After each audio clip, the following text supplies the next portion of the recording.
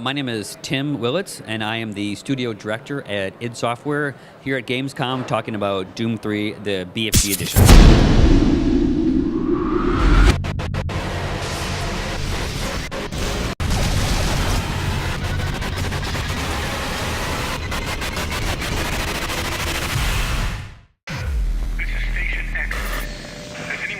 When we looked at where we are right now, it's a very mature console cycle. There's millions of folks out there that are big first-person shooter fans, and we thought that this would be a great time to reintroduce people to the Doom franchise. This is Station X. Does anyone read me? So the Lost Mission, actually it's 8 levels, takes about 3 hours to play through, and it exists in the middle of the original Doom 3 story. If you're familiar with Doom 3, there was Bravo Team, was a group of Marines that is eventually ambushed, but you play a Marine from that squad, and you discover a scientist still alive, and he's trying to shut a portal down in hell, and you help him. So what I tell our fans is you should play through Doom 3 original, then the Lost Mission, then the mission pack. That would be the best kind of progress to take. This is Station X. Does anyone read me? It still has a classic Doom 3 gameplay in it, but we've done a lot of things to modernize it. For instance, we have a modern control interface. We checkpoint saves. We've changed the renderer to make it a bit brighter.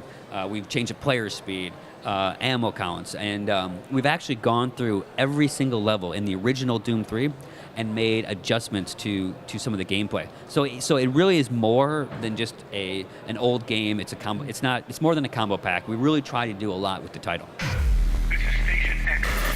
Does anyone read me? So the idea that Doom 3 is like a horror game.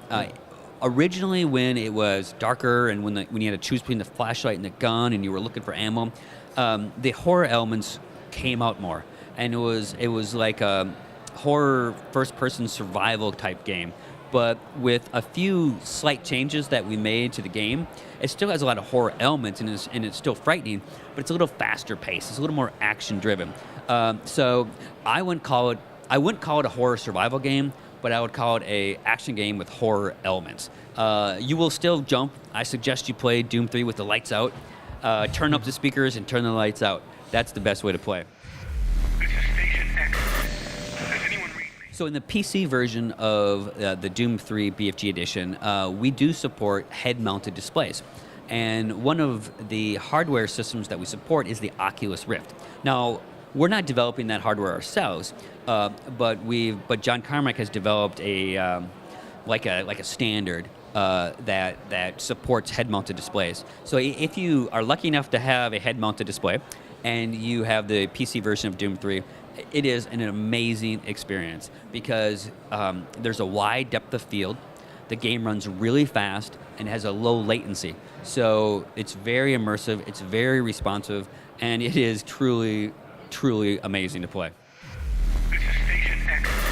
Does anyone read me? I can't talk about what we're working on next, but this is a great time to again reintroduce our fans to the Doom franchise, and to introduce new fans to the Doom franchise. Because if you play modern first-person shooters and you consider yourself a first-person shooter fan, you really need to play Doom, because Doom is where it all started.